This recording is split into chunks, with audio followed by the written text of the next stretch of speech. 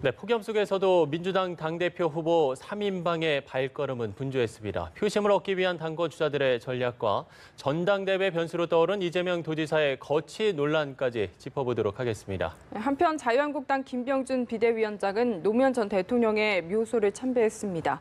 당내에서는 비판의 목소리도 나오는데요.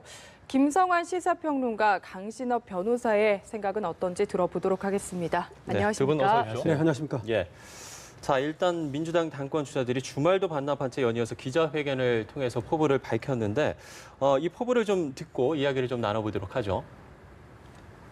그다면 젊은 여성 청년 정치인들을 대폭 영입해서 이 나라의 정치인으로 또 지도자로 성장하는데 나도 기여해야겠다. 어려움은 정말 지금의 폭염과 같이 너무나 갈망이 뜨겁기 때문에 국민이 느끼는 갈증을 해소하려면 시원한 소나기가 같은 대책이 필요하고. 에서 개혁적인 정책에 뿌리를 내리기 위해서는 최소한도 20년 정도는 집권할 수 있는 그런 계획을 가져야 된다고 생각을 하고 있습니다. 네, 이렇게 각 후보의 포부를 좀 들어봤는데 일단 김진표 후보는 경제를, 또 송영길 후보는 세대 교체론, 그리고 이해찬 의원은 20년 집권론 이렇게 좀 내세웠는데 새 후보의 좀 전략을 어떻게 분석할 수 있을까요? 일단 뭐 객관적으로 보자면은 이해찬 후보가 좀 앞서가고 있는 건 맞는 것 같습니다. 왜냐하면은 제가 이렇게 말씀드리면 또 어느 한쪽 후보를 지원한다는 또 오해를 살 것 같은데요. 네네. 그러니까 컷오프 닷새 전에 출마 선언을 했거든요. 그런데도 최종 3명 안에 들어갈 정도로 사실은 굉장히 당내 지지가 두텁다. 이렇게 좀 일단은 평가가 될 수밖에 없는 상황이고요. 다만 이제 단정할 수가 없는 것은 새 후보가 가지고 있는 각각의 독특한 특성들이 있다는 겁니다. 예. 예를 들면 이해찬 의원은 충청도를 기반으로 하고 있고요. 송영길 의원은 사실 민주당의 뿌리라고 할 수 있는 호남을 지금 기반으로 하고 있고요. 또 김진표 후보 같은 경우에 지금 경기도 쪽에 지원을 받고 있는 상황이기도 하거든요. 그리고 이제 세대 교체론이라고 하는 측면에서 보면 송영길 후보는 50대, 그리고 김진표 후보는 또 70대, 이해찬 후보는 또 60대 이런 식으로 이렇게 골고루 나눠져 있기도 하고요. 각각이 또 주장하고 있는 내용도 지금 20년 집권론이라고 하는 거는 결국은 이제 문재인 정부의 성공을 내가 끝까지 뒷받침하겠다고 하는 그런 부분들도 있는 거고요. 김진표 후보 같은 경우에는 경제를 지금 얘기하고 있으니까 경제 관료 출신이기도 하고, 송영길 후보 같은 경우에는 이 과거의 정치에서 좀 벗어나서 세대 교체를 통해서 통합을 이뤄내겠다 이제 이런 얘기를 하고 있으니까 각자의 특성이 다 다르다는 거예요. 그러니까 어느 한쪽 후보가 유리하다 이렇게 평가해서 말씀드리기가 대단히 어려운 상황이다. 더군다나 또 이번에는 이전에 이제 전당대회하고 달리 권리당원의 투표 비율이 대폭 10% 정도 높아졌거든요. 한 40% 정도를 지금 차지하고 있기 때문에 권리당원 숫자가 70만입니다. 지난번에 중앙위원 숫자가 한 400명밖에 안 됐거든요.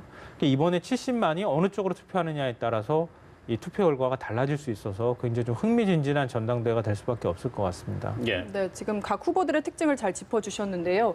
또 이번에 당대표가 되면 2020년에 총선권을 갖게 되잖아요. 이 부분도 또 관전 포인트가 될 것 같은데요. 그렇죠.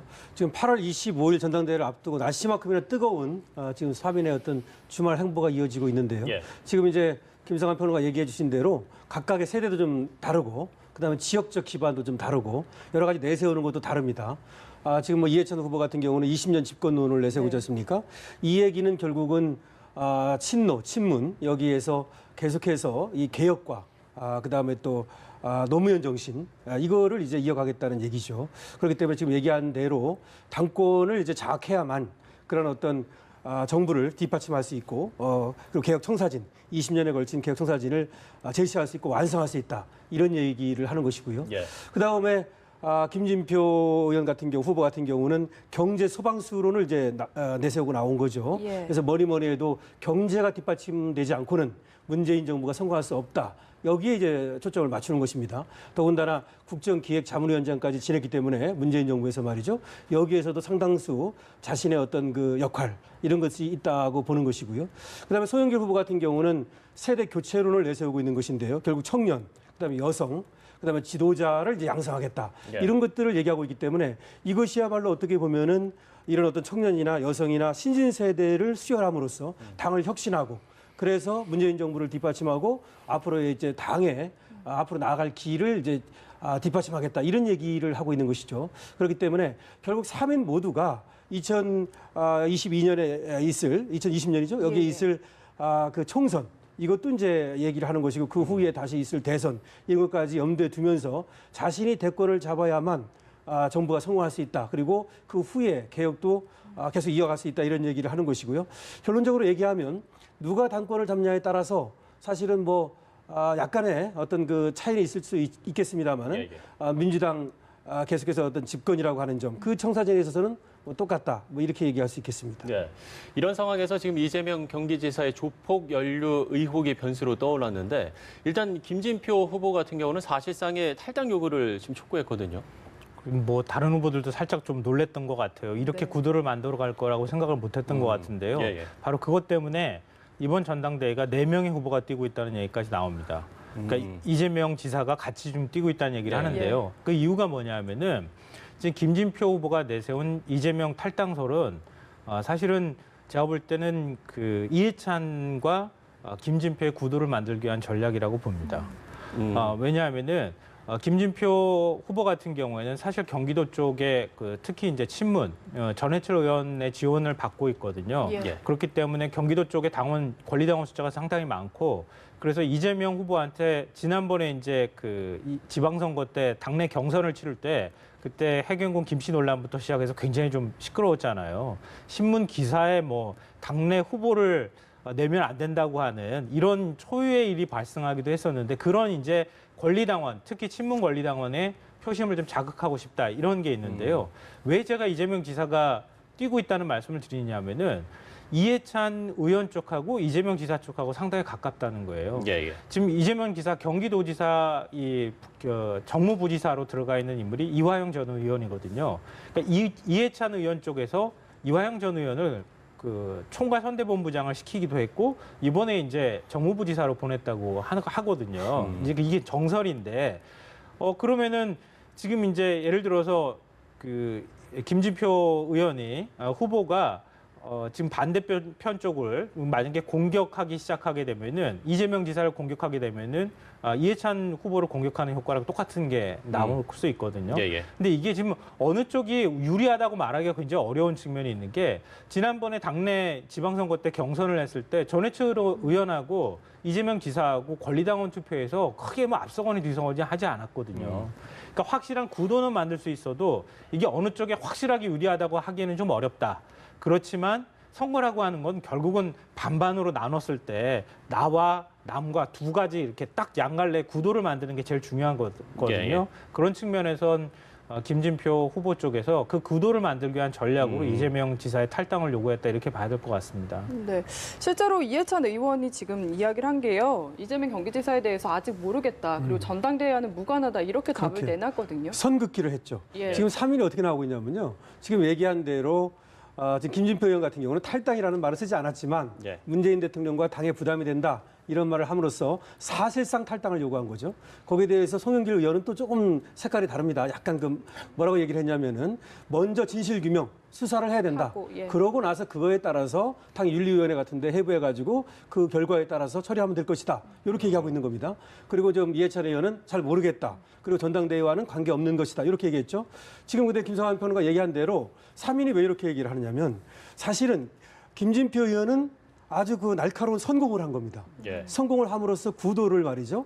이해찬 의원 대 후보 대 자신의 후보 그 구도로 김진표 가져가려고 후보. 하는 예. 이런 의도가 있는 것이죠. 왜 그러냐면 사실은 이 3인의 컷오프 할 때 거기에서 송영길 후보가 앞섰다는 그런 보도가 있습니다. 그러니까 의외로 그렇습니까? 송영길 후보가 굉장히 강세를 나타냈다는 것이죠. 예. 그렇기 때문에 김진표 후보는 이재명 후보를 이해찬 후보 쪽으로 밀어냄으로써 전해철 후보의 도움을 받는다면 양강 구도를 형성할 수 있고 그리고 승리가 가능할 수 있다라고 생각하는 것 같아요. 그렇지 않고 그냥 밋밋하게 가다 보면은 승리가 좀 요원하다 이런 생각을 한 것 같고요. 그래서 선거 전략상으로는 선공을 먼저 날렸다. 뭐 이렇게 볼 수 있겠습니다. 네, 근데 김성환 평론가께서는 지금 우위는 알 수 없다고 하셨잖아요. 네, 맞아요. 그리고 네. 그 당내에서 소문이 돌았어요. 네, 저도 소문이 얘기 아, 들었거든요. 그렇습니까? 소문은 돌았는데 예. 확인이 불가능합니다. 그렇죠. 어찌됐든 그게 공개는 소문만 안 있는 됐었어요. 건데. 네, 소문만 있는 건데요. 정치에는 규정하는 자와 설명하는 자가 있다 그래요. 이게 두 가지 부류가 있다고 하는데요. 지금 그 김진표 후보 쪽에서 규정을 해버렸거든요. 예. 나머지 후보 같은 경우 이제 설명을 해야 돼요. 그러니까 먼저 성공을 치고 나갔기 때문에 일단은 이재명 지사 입장에서는 굉장히 억울하고 또 뭐 여러 가지 얘기가 나올 소지는 많이 있지만 김진표 후보 쪽에서는 일단은 먼저 성공을 해서 치고 나가는데 성공했다 이렇게 봐야 될 것 같습니다. 예. 다만 이제 이런 문제가 있는 거예요. 이재명 지사의 경우에 사실은 앞서 제가 말씀드렸던 것처럼 권리당원의 지지세도 만만치가 않거든요. 그런 점에 있어서 역풍이 일단 가능성이 있고요. 또 이재명 지사와 관련해서 이게 과연 사실로 확인된 게 무엇인가라고 하는 의문을 제기하는 나름의 합리적 의문을 제기하는 층도 꽤 많이 있단 말이에요. 예. 그렇기 때문에 오히려 이게 역풍을 맞아서 나중에 가가지고 이재명 지사 쪽하고 이해찬 의원 쪽 후보 쪽하고 예. 손을 잡아서 만약에 움직이게 될 경우에는 이 선거판이나 구도를 쉽게 예측하기는 좀 어려운 상황으로 갈 수도 있을 것 같습니다. 네, 이재명 말씀해 주시죠. 다만 이제 이런 거 있습니다. 지금 권리당원이라고 말씀하셨잖아요. 권리당원이 약 70만 명 정도 됩니다. 예. 당비도 약 84억을 냈는데 이 권리당원이 사실은 2012년 문재인 대통령이 낙선했을 때 대통령 선거에서 그다음에 2015년 그 대표가 됐을 때 그다음에 2017년 작년에 이제 대선에 나갔을 때 이때 대폭 늘어난 거예요. 네. 다시 말하면 이 권리당원은 문재인 대통령의 사생팬들입니다. 그렇게 봐도 크게 다르지 않습니다. 예. 그렇기 때문에 문재인 대통령의 지금 편을 들면 말하자면 굉장히 도움이 될 것이라고 생각하고 그렇다면 이재명 지사하고는 각을 세우는 것이 도움이 되겠다라고 지금 본 겁니다. 김진표 의원 얘기죠. 예. 그래서 김진표 의원 쪽에서는 사실은 이 권리당원 70만 명을 보고서 성공을 날렸다고 볼 수 있고요. 제가 볼 때는 이거는 굉장히 유효한 전략이라고 봅니다. 물론 이제 김성환 평론가 얘기하는 것처럼 역풍이 불 수도 있습니다만은 이재명 어쨌든 도지사하고 문재인 대통령 사이에서 권리당원들은 문재인 대통령 쪽 아닙니까? 아무래도 이들이 만약에 이재명 후보를 미는 쪽 이재명 지사를. 예, 지사를 예. 그 연관된 쪽을 좀 이렇게 경외시한다면 도외시한다면 상당히 그 김진표 의원이 도움이 될 수 예. 있겠죠. 네. 그러면 이재명 지사 측을 생각을 해보면 어찌됐든 처음으로 이런 공개 탈당 좀 촉구가 나오고 있는 상황이고 지금에 이렇게 계속적으로 논란이 되는 게 상당히 좀 부담스럽고 위기의식도 좀 클 것 같은데요. 위기의식이 크죠. 예. 왜냐하면 지금 그거 말고도 여러 가지 지금 뭐 있었지 않습니까? 여러 가지 뭐 불륜설, 무슨 폐륜설 여러 가지 설이 있었는데 이번에는 어쨌든 조폭설입니다. 근데 과거는 어떻게 보면 그거는 개인적인 문제입니다. 근데 지금 조폭설이라고 하는 것은 개인의 문제가 아니에요. 그것은. 그렇기 때문에 이거를 잘 넘느냐 하는 것이 굉장히 중요한 것인데 이번에 잘 넘지 못하면 뭐 경기도지사까지야 모르겠습니다만은 예. 그 다음에 이제 대권이라든지 이런 거에서는 태클이 걸릴 수밖에 없을 것이고요. 나아가서는 지금 민주당 내에서도 지금은 어느 정도 잠잠하지만 계속해서 탈당 요구가 일어날 경우에는 굉장히 그 도지사직을 수행하는 데 있어서 어려움이 있을 것이거든요. 그렇기 때문에 이재명 어쨌든 도지사는 예. 이번에 위기라고 봅니다. 그리고 당에서 전격적으로 문제를 공식적으로 제기했다는 점에서 이거는 이재명 지사한테는 상당히 잘 헤쳐나가야 되는 그런 난관이 부닥쳤다 이렇게 볼 수 있겠습니다. 네. 송영길 후보 입장에서는 앞으로 이 문제가 계속 부각이 된다면 좀 소외되는 느낌을 받을 것 같은데요. 네, 그럴 수밖에 없습니다. 선거라고 하는 건 결국 1대1 구도를 누가 만드느냐에 따라서 선거 구도에서 승리하느냐 아니면 패배하느냐가 결정되거든요. 예. 그러니까 3명의 후보가 출마했을 때와 2명의 후보가 출마했을 때가 그래서 다르거든요.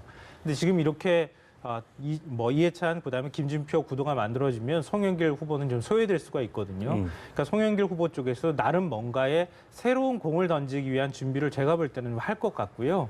그게 카드가 뭐가 될지 뭐 아직 8월 25일이니까 좀 시간이 남아 있고 또 권리당원 투표 같은 경우에는 ARS로 하거든요. 네. 그러니까 8월 20일경부터 시작해서 투표가 시작이 되니까 아직까지 한 20일 정도 시간이 남아 있어서 뭐 어떻다 이렇게 단정하기는 좀 쉽지 않을 것 같습니다. 다만 이제 이재명 지사와 관련해서 한 말씀 좀 드리고 싶은 것은 이재명 지사에 대해서 반감이 생겨난 거는 나중에 이 호랑이를 잡아먹는 사람이 되지 않을까 하는 그런 이제 친문 세력의 반감 같은 게 있는 거거든요. 제가 볼 때는. 예. 그러니까 언젠간 대권 주자가 될 것이고 대권 주자가 될 경우에는 문재인 대통령을 공격하거나 친문을 공격하는 뭔가가 될 것이다라고 하는 그런 견제 심리 같은 게 좀 깔려 있는 것 같아요. 근데 조금 큰 틀 안에서 보면은 벌써부터 이 어떤 잠재적인 대권 주자에 올라 있는 사람들 자꾸 날개를 다 꺾어버리면은 나중에 가서 새로운 주자를 키우지 못할 경우에는 당내로서는 굉장히 큰 손실이 될 수도 있거든요. 근데 그런 부분까지도 사실은 좀 감안할 필요는 있습니다. 네. 알겠습니다. 자, 민주당의 전당대회 사항은 좀 지켜보도록 하고요. 자유한국당 이야기를 좀 해보겠습니다. 한국당 김병준 비대위가 노무현 전 대통령의 묘역을 찾는데 일단 뭐 전직 대통령의 묘역을 다 찾는데 뭐 안 갈 이유가 없다 이런 좀 입장이거든요. 저는 뭐 그거는 옳다고 봐요. 네. 왜냐하면 다른 전직 대통령도 다 찾았거든요. 예. 그러니까 전직 대통령이 동작동에 안 있고 봉화마을 거기에 있다 보니까 그리 가는 것이지 거기만 뭐 특별히 찾았다 이런 건 아니기 때문에 다만 거기만 안 간다, 뭐 가서는 안 된다 이런 건 아니라고 봅니다. 물론 이거를 이제 의원 확장으로 보느냐 또는 뭐 좌클릭으로 보느냐 이런 뭐 논의가 있고 일부 뭐 김문수 전 지사를 비롯한 자유당 자유한국당 내에서 상당히 비판 여론도 있습니다만은 김병준 그 비대위원장 입장에서는 일단은 광폭 행보를 할 수밖에 없어요. 예. 지금 어쨌든 구당을 해야 될 거 아닙니까? 당을 구해야 되는데 가만히 있어가지고는 구할 수가 없는 겁니다. 그러니까 뭔가 움직여야 되죠. 그럼 어떻게 움직일 것인가? 이것만 남는 것인데 지금 뭐 가가지고 봉화마을도 가고 권영수 여사와 비공개 회담도 지금 예정돼 있다고 합니다. 그런 것들은 할 수밖에 없는 행보다 이렇게 보입니다. 네, 지금 강 변호사님이 잠깐 짚어주셨는데 이게 단순한 예우 차원을 넘어서서 뭔가 정치적인 의미가 있는 게 아니냐 이런 해석도 있거든요. 정치인이 움직이는데 어떻게 정치적이지 않을 수가 네. 있겠어요. 제가 당연한 볼 걸 때는 여쭤봤네요. 굉장히 고도의 정치적인 계산이 깔려 있는 거라고 생각하고요. 이거는 이제 굳이 말씀드리자면은 우리 국민들이 가장 싫어하는 정치인의 모습이 첫 번째가 싸우는 거예요. 두 번째는 오만과 독선에 빠진 거거든요. 예. 지금 자유한국당은 오만과 독선에 아주 낡은 이념을 갖고 있는 정당으로 평가받고 있어요. 그런 점에서 자유한국당이 뭔가 변화의 모습을 보여줄 수 있는 그 어떤 행보나 상징적인 것들이 뭐가 있을까 생각해 보면요. 제가 볼 때는 상대방의 상징, 상대방의 가치를 뺏어오는 거예요. 그러니까 박근혜 전 대통령이 2012년 대선 때도 그랬던 것처럼 경제 민주화를 내세우잖아요. 예. 상대편의 가치를 내가 뺏어와서 내가 먼저 혁신하는 것처럼 보이지만 나중에 가서는 아무것도 아니었거든요. 예. 근데 그런 것처럼 김병준 비대위원장도 사실 노무현 전 대통령과 아주 가깝게 지냈고 또 정책실장까지 했고 노무현 전 대통령의 가치를 자유한국당에 직접 심어와서 뭐 모내기 하듯이 심고 이렇게 하지는 않는다 하더라도 내가 이 낡은 이념 속에 갇혀 있는 자유한국당을 뭔가 변화하기 위해서 상대편으로 내가 갑니다라고 하는 의미는 국민들한테 충분히 보여줄 수 있다. 그런 점을 굉장히 계산을 잘 해서 간 행보다 이렇게 볼 수 있고요.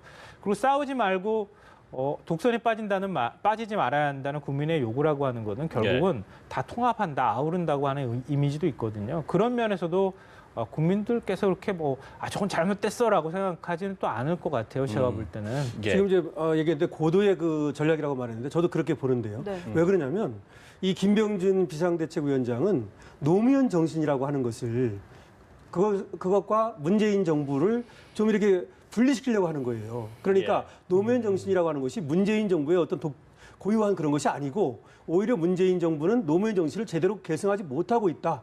이런 얘기예요. 그러니까 국가주의 대 시장 경제라고 얘기를 하는 걸 얘기하면서 말하자면 최저임금법이라든지 뭐 이런 어떤 지금 문재인 정부가 시도하는 이런 것들이 있지 않습니까? 이런 것들에 대해서 오히려 노무현 정부라면 거부권을 행사하든지 그렇게 하지 않았을 것이다. 이런 비슷한 뉘앙스를 풍기고 있거든요. 예. 그래서 결과적으로는 문재인 정부의 각을 세우면서 노무현 정신을 계승해서 이 자유한국당을 갖다 혁신하겠다. 뭐 이런 어떤 전략으로도 볼 수 있습니다. 네. 저보다 훨씬 더 핵심을 잘 찌르는 것 같아요. 맞습니다. 네. 그러니까 친노 반문을 지금 선언하고 있는 거예요.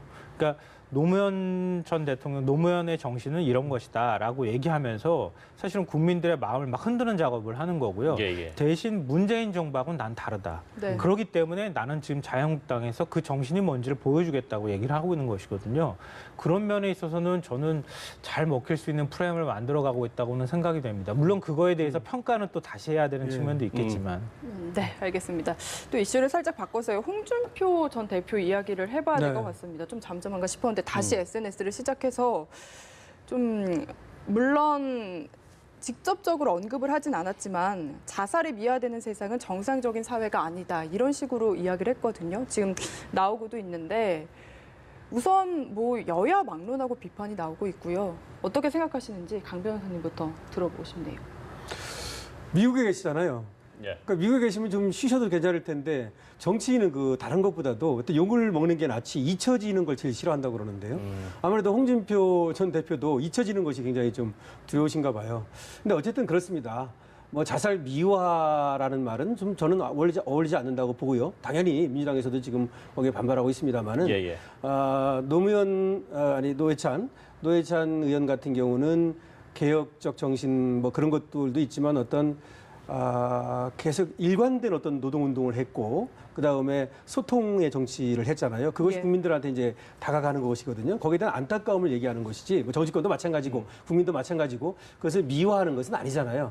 그렇기 때문에 홍준표 전 대표가 저렇게 얘기하는 건 뭐 하여튼 좀 바람직하지 않은 것 같고 하여튼 그런 것 때문에 상당히 욕을 먹고 있는 것 같아요. 예. 평론가님 좀 어떻게 보세요? 뭐 어찌됐든 홍 전 대표가 미국을 떠나면서 SNS 정치 안 하겠다. 이렇게 이야기를 했었거든요. 근데 저는 홍준표 대표의 말을 되돌려주고 싶어요. 같은 말을 하더라도 좌파가 말하면 촌철살인, 내가 말하면 막말. 너무 억울하다 이런 식의 표현을 지금 했거든요. 예. 그러면은 지금 홍준표 대표의 말이 촌철살인이라는 얘기를 본인 스스로가 지금 얘기하고 있는 것이거든요. 과연 우리 국민께서 이걸 촌철살인으로 이해할 분이 과연 몇 명 될지 좀 의문입니다. 솔직히. 정치인의 가장 큰 덕목은요. 공감 능력이에요. 국민이 슬퍼하면 같이 슬퍼할 줄 알고 국민이 거기에 대해서 뭔가 의미를 표현하고 있으면 그 의미 아래에 무엇이 깔려 있는지 그 민심이 무엇인지 찾아내서 거기에서 무엇을 해야 할지를 고민하는 게 정치인의 역할인데 예, 예. 홍준표 대표는 자꾸 꾸짖어요 국민을. 그러니까 국민을 자꾸 꾸짖으면은 아니 꾸짖는 사람 좋아하는 사람이 어디 있습니까? 그러니까 그런 면에서 아무리 자살을 미화하고 노회찬 의원이 스스로 선택한 부분에 대해서 그거를 잘했다고 막 박수치는 국민들은 없잖아요. 네. 근데 거기에서 국민들은 뭔가 의미를 찾고자 하는데 정치인이 의미는 안 찾고 자꾸 국민 꾸짖으려고 하면은 국민들한테 반발이 있을 수밖에 없죠. 예. 김성환 평론가께 하나 더 여쭤보고 싶은 게 사실 미국 떠나면서 SNS 안 하겠다고 했을 때 두고 봐라 조만간 분명히 할 것이다. 계속 할 것이다. 이렇게 이야기를 하셨었거든요. 이렇게 SNS 정치를 그만두지 못하는 것에 대해서는 좀 어떻게 보시나요? 그러니까 제가 그런 표현 썼었어요. I'll be back. 난 곧 돌아올 거야 라고 네. 지금 잠깐 물러나는 거나 똑같다고 얘기하는데요. 저는 홍준표 전 대표 같은 정치인을 별로 본 적이 없어요. 왜냐하면은 나 미국 가서 자숙하고 내가 뭔가 배워가지고 돌아올래 라고 얘기하는데 떠날 때 이미 돌아올 날짜를 추석 무렵에 올 거야 라고 예약까지 다 했어요. 예. 그리고 가가지고 나 당랑거철이라고 하는 그 의미를 갖고 내가 그 사마귀가 수레를 끌고 가듯 이것처럼 하는 것처럼 당랑의 꿈을 내가 다시 책을 써가지고 돌아올 거야. 뭐 정치 다시 하겠다는 얘기죠. 그러니까 지금 자유한국당에서 틈이 있다 그러면 내 말이 맞다고 하는 걸 계속 증명해 보이겠다고 하는 그런 욕심을 계속 표현하고 있는데요. 이거는 뭐 홍준표 전 대표의 얘기는 그냥 앞으로 내가 정치하겠다는 얘기고 조금 있다가 김병준 비대위원장이 실패하는 어느 순간에 나의 존재감이 다시 살아날 거라고 하는 확신을 아마 본인 스스로 갖고 있는 것 같습니다. 알겠습니다. 자, 마지막으로 한 가지만 이야기를 좀 나눠보도록 하죠. 지금 이 한국당을 제외하고서 여야 지도부가 모두 교체가 되는데 일단 좀 자천, 타천으로 거론되는 당권 주자들의 좀 면면을 보면 이 공통점이 중진 의원들이라는 거거든요. 글쎄요, 이거는 바람직한 현상은 아닙니다. 네. 결국 세대 교체 실패예요. 세대 교체가 실패한 거고 그 다음에 지도자를 양성하는 데 실패한 겁니다. 아까 이제 송영길 의원이 민주당에서 자신은 새로운 청년, 그다음에 여성, 그래서 리더를 갖다 양성하겠다 이런 말을 했는데 예. 그 말은 전적으로 옳습니다. 그리고 또 하나는 이번에 이제 그 지도자들이 나서는 사람들이 결국은 관리형이에요. 그러니까 이제 어떤 대권 주자라든지 뭐 이런 사람보다는 지금 아직 이제 많이 남았지 않습니까? 선거 같은 것은. 그렇기 때문에 세대 교체가 실패한 것도 있고 지도자가 없다는 것도 있고 그다음에 관리형으로 나서는 거기 때문에 과거의 정치인들이 돌아오는 겁니다. 그리고 또 하나는 우리나라 그 정치인들은 좀 물러나면 정말 물러나야 되는데 네. 물러났다가 다시 와였고 과거에 이태계 선생은 말이죠. 정부에서 79번을 불렀는데 11번만 응했습니다. 그러니까 좀 불러도 안 오는 그런 멋이 있어야 되는데 안 불러도 와요. 그래서 좀 새로운 어떤 그 지도자들이 좀 나타났으면 합니다. 예. 근데 이게 올드보이의 귀환이라고 얘기하는데요. 예. 사실은 뭐 초고령 사회라고 하는데 올드보이라고 하면은 고령층에서 노년층에서 굉장히 싫어할 것 같아요. 왜냐하면요 나이를 보면 이해찬 의원하고 정동영 의원하고 서울대 치리학번으로 같아요. 이해찬 의원이 한 살 많습니다, 실제로는. 그러니까 나이가 지금 66세, 67세고요. 굳이 뭐 신세대라고 따져봐야 지금 유성엽 의원이 60년생, 그러니까 59세고요. 송영길 의원이 63년생입니다. 예. 그러니까 56세. 그 윗세대들은 지금 그러니까 60세 중후반 그리고 70세 초반이에요.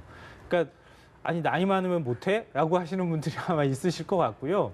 굳이 세대 교체라고 얘기한다 그러면 50대 가지고 얘기할 텐데 송영길 의원은 또 4선이고요. 유성엽 의원은 또 3선이에요.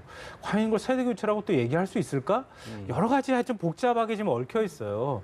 그러니까 앞서 말씀하셨던 것처럼 제가 볼 때는 당에서 뭔가 이 대권 주자를 중심으로 하는 변화들을 끌고 나가기에는 아직 당이 정계 개편이나 그림이 어떻게 그려질지 모르는 상황이기 때문에 관령 중심으로 해서 지금 당대표들이 나온 것이고 그 과정에서 지금 이런 모습들에서 그나마 차별하기 위해서 올드보이다, 신세대다, 뭐 세대 교체다 이런 얘기가 나오지만 제가 볼 땐 그거는 큰 의미는 없을 것 같아요. 제가 간단하게 덧붙이면요. 예. 그거 꼭 나이만 얘기하는 게 아니라 그 프랑스의 마크롱이라든지 그다음 오바마 대통령 미국 말이죠. 이런 식으로 우리나라도 좀 혁신과 그다음에 젊음으로 패기로 갖고 있는 그 비전을 갖고 있는 그런 새로운 어떤 정치인들이 나타나서 자리를 잡을 수 있고 국민의 지지를 받을 수 있는 그런 어떤 정치적 토양이 됐으면 좋겠다 그런 말씀입니다. 알겠습니다. 자, 지금까지 정치권 이슈들 김성환 시사평론가 강신업 변호사와 함께 짚어봤습니다. 좋은 말씀 고맙습니다. 네, 잘 들었습니다.